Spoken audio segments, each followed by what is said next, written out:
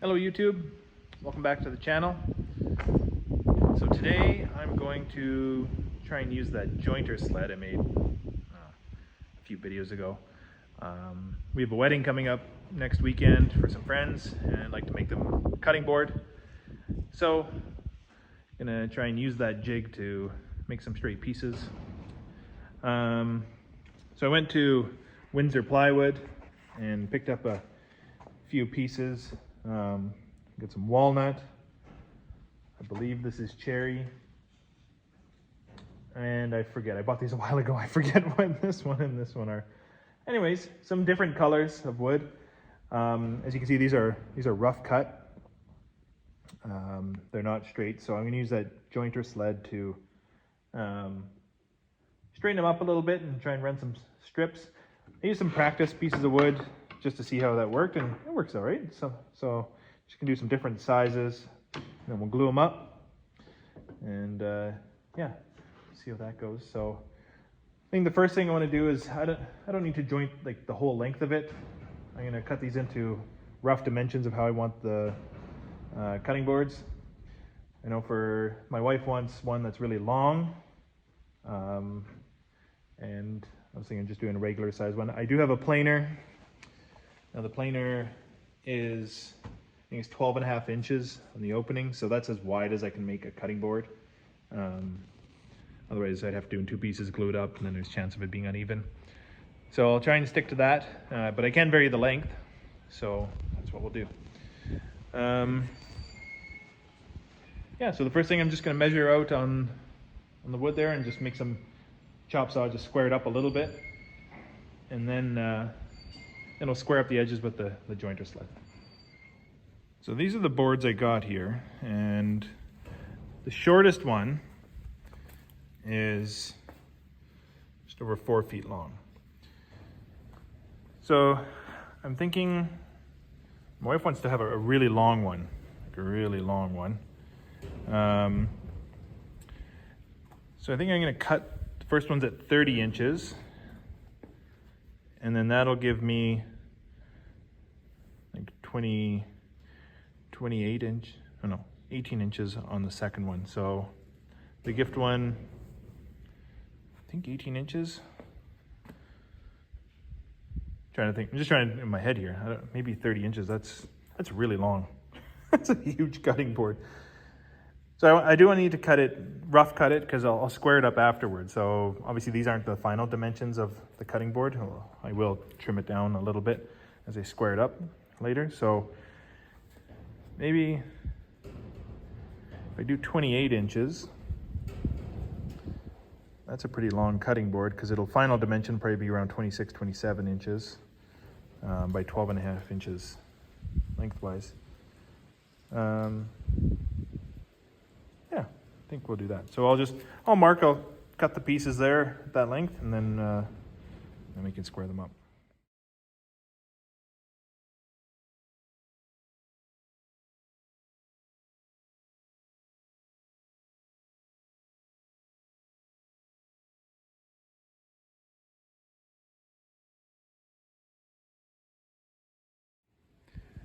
So this is the jointing sled that I made last time. So you got these hold down clamps, and this is a piece of wood. So I've got two lengths of cutting boards that I want. I got a really long cutting board and a shorter one. So now I want to square up the edges on these things. I could have squared this up on the long time, then chopped in half, but I don't know, I just chose to do it this way. So you can see here, this one, like it's rough and it's got a big turn on her. So I'm gonna want to put a straight edge just after this bend in it here. And how I'm going to do that is I'm going to just put this in like this, hold down the piece of wood with those two clamps. And then this edge here, we know is straight. So it's going to ride along the fence. And then I'm just going to push the sled through, and it's going to put a straight edge on that one side. So that's all I want to do with this sled. So I'm just going to do that with all the piece of wood. This one is a scrap one. I'm just going to try it first. I haven't used this sled before. This is kind of the first time using it. So right off the bat, I kind of realized it's pretty wide, but I also wanted to use this later on for the cutting board to square it up. So I don't know, we'll see if this is going to work or not. May or may not work. Anyways, let's try this out.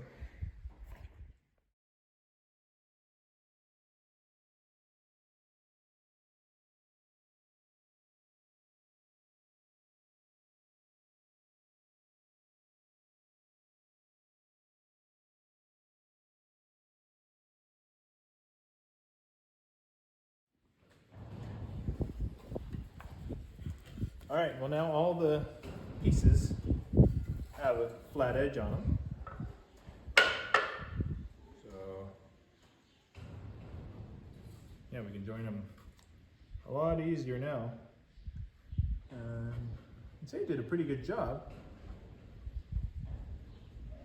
So, it's hard to see for the camera there, but not perfect, I don't know, but this thing is a bit cumbersome. It's pretty big and heavy, but it does work.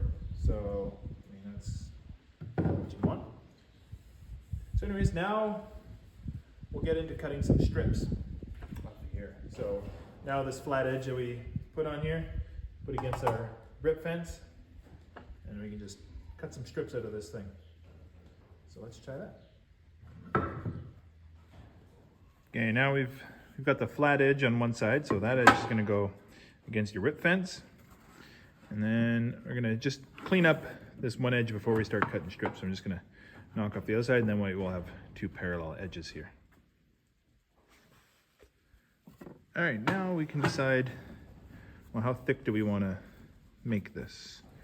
Like, we can cut it in half and have two pieces, or,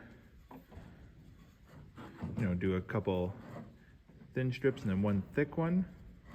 I think that's maybe what we'll just knock off something. I'm not bothering to measure this, I'm just kind of on my feel. So maybe we'll take a strip that big.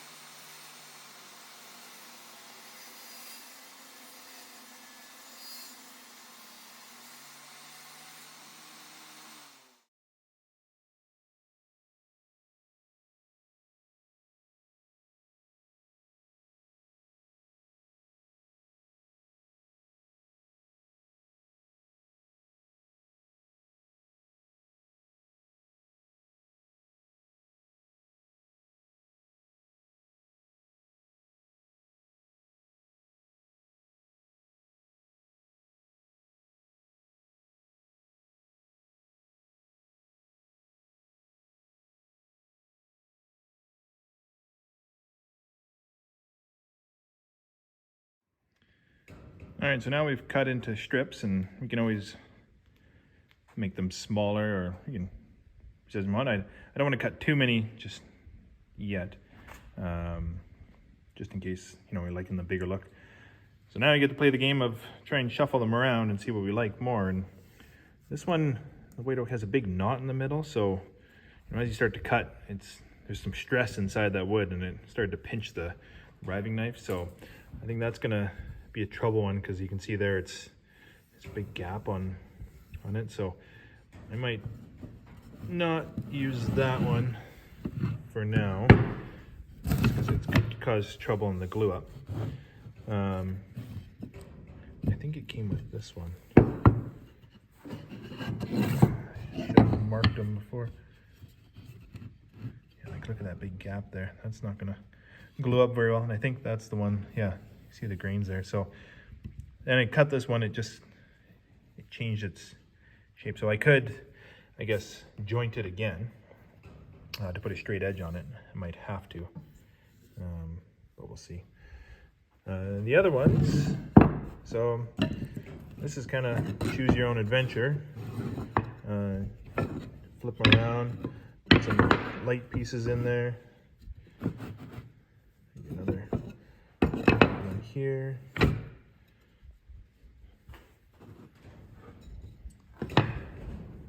See, we want to. So the cutting board can only be 12.5 inches. Because otherwise it won't fit through my planer.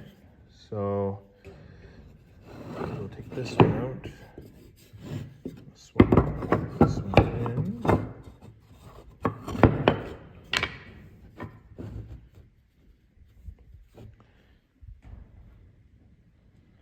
So yeah, it's all about personal preference here. There's no right or wrong way to do it. So yeah, I might just play around with a couple combos here and see what I decide on. So I'm liking this pattern. I'm thinking sticking with that, but if you can see here, there's a big gap here, and I think it's this white oak piece that was cut from the knot, close to the knot there. So I think it just kind of got out of shape there after. So I'm gonna straighten out the edges on this one, just with the jointer quickly, and then it should fit tighter together. So this is the pattern I've chosen for it. Now I need to start prepping for the glue up. So I haven't really glued one of these up in a long time, so I don't remember what I did. But I've got these other piece of wood. I just put some tuck tape on it, just so I'm going to use it to pinch the board. So when you squeeze it with the clamps, like, it doesn't want to flip or shift on you or anything like that. I've had it before where you start to tighten down on the clamps and then it springs out in the middle somewhere, just the way that the clamps apply on an even pressure. I don't have any fancy clamps. I just have these quick clamps, so I got to do what I can with this. So I got 4 of them. So I'll just put one on either side, and then I'll clamp those to it as well. From what I've heard, you can never have too many clamps when you're doing this stuff. So yeah, we'll try this. And then I've got the glue I'm using, from what I was recommended at the store, is Type Bond 3, just because it is waterproof. So being a cutting board, it is going to be exposed to a lot of water. I think I did one a couple years ago with Type Bond 2. I haven't had any issues. We don't put it in the dishwasher, we just hand wash it. But yeah, we're going to try Type Bond 3 for this one. Yeah, let me get set up here.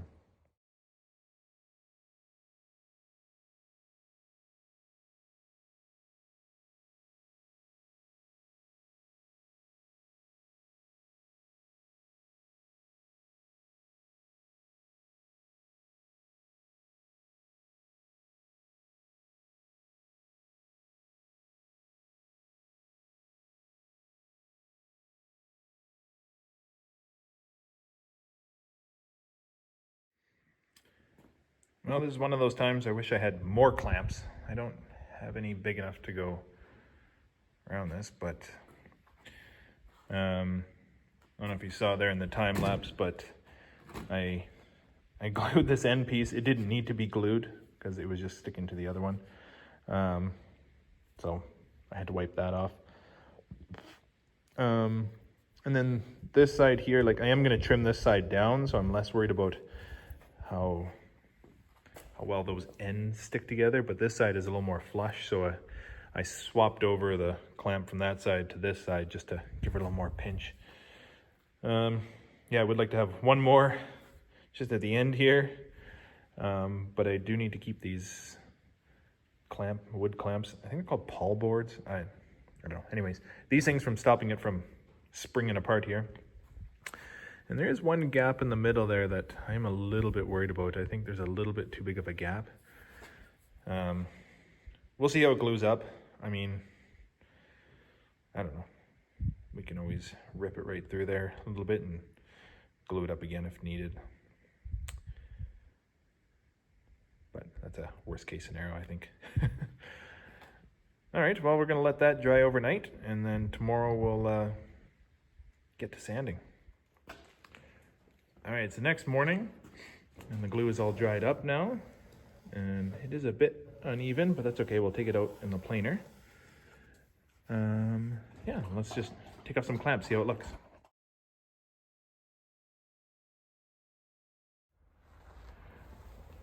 Okay, I got my planer set up now, and yeah, this is going to be the piece going through your. Let's see, I think it raise up. I was just doing a little practice piece to make sure everything was working right before I start sending this thing through. Now, I am right on the max width of this thing. So I don't know if you can see inside there. there's some rails. Oh, you probably can't see. There's some rails I just got to fit this between, so I just got to make sure I shove it in there properly when it goes through, but it should self-feed. I'm just going to take very small, very shallow passes off at first. Just work my way down, and we'll see how flat we can get this thing.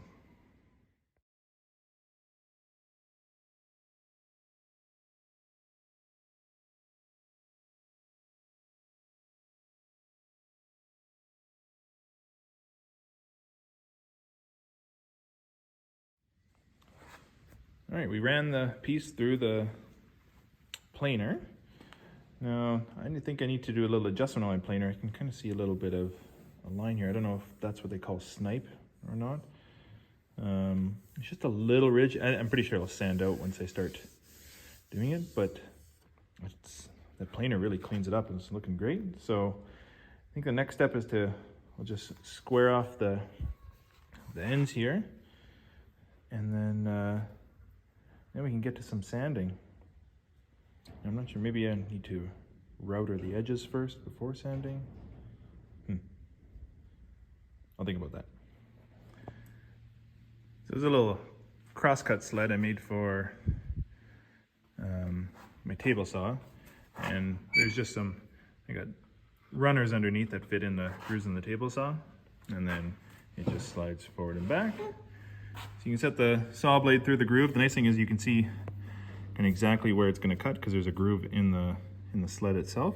So we're just going to square up this edge here, and I think and just make sure it's butted up against the edge here. And yeah, well, let's square that one up.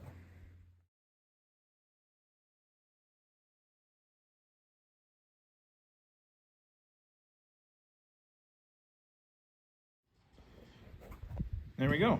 Now it's all squared up. So now we can get to sanding and then do some routing on the edges. So I just trying to think of what I'm going to do around the edges now. Typically I would take a router and just round it over. And that does look good, but I'm thinking of something a little bit different. So we took a little test piece, and I'm thinking of a little chamfer like that on the underside. So you can kind of grab the cutting board and pick it up, and then I'll just knock down this upper side maybe with a 45 on the router, just a small little bit there. Yeah, I'm just trying to think of the best way to do this. So I took my table saw and I just threw the blade at a 30 degree. That's why I made this cut. So I'm thinking I might do that on all sides. This might be a bit too much. I think I want to go just a bit shallower, so maybe only to there. Then it gives me a little space to play with at the top here.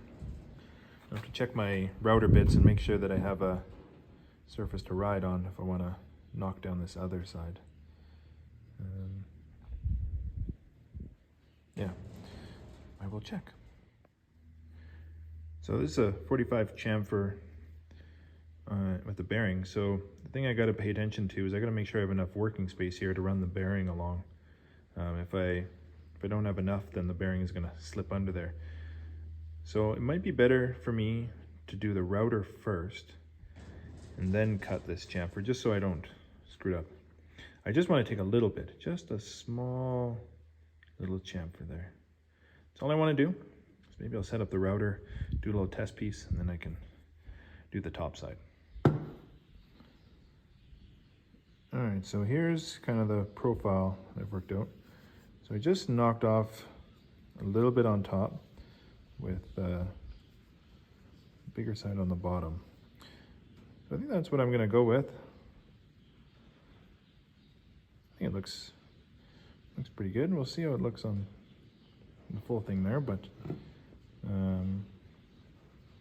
yeah, I could make this one just a bit bigger maybe, because when I sand it might rub it out. I might make that one click deeper, but other than that, should be good.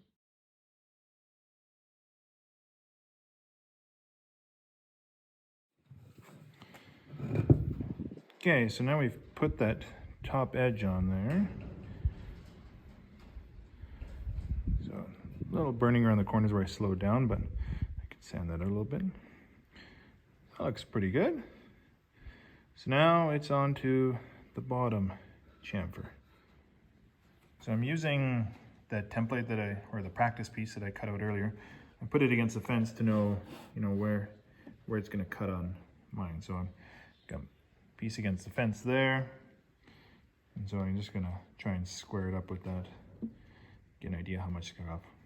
That way I don't have to really measure anything. I kind of know what it's going to take out. So I've added the edge to it. Unfortunately, I was cutting it, did take a chunk out of the bottom here. Might have to try and fill that with, it's right in between two pieces of wood, which really sucks, but unfortunate. Oh well, nothing was going to be perfect. But that's kind of the edge now to it, and I think it's got a cool look, especially when it's down on the table, because it gives you a place to grab onto when you're picking it up. Overall, it still looks pretty cool. All right, now that we got this all chamfered and this is done, last part is sanding. So the planer did an excellent job of making it pretty smooth. But I do want to try and get rid of this ridge here a little bit and just sand off some of the side. I'll sand all the sides and everything, so it'll work. I'm going to start with some 120 more on here, and then I'll go to some finer grit the other places. And the last step, we'll kind of we'll put a little water on it, and it'll raise the grains, and then we'll do a final pass on it, and then it should be good. You kind of want to do that because once you get it wet, like if you're cutting stuff and everything wet, then the grains stand up, then it doesn't have its smooth finish. So yeah, we'll start with a little 120 here and on the other side, and then we'll work our way down to some finer grit.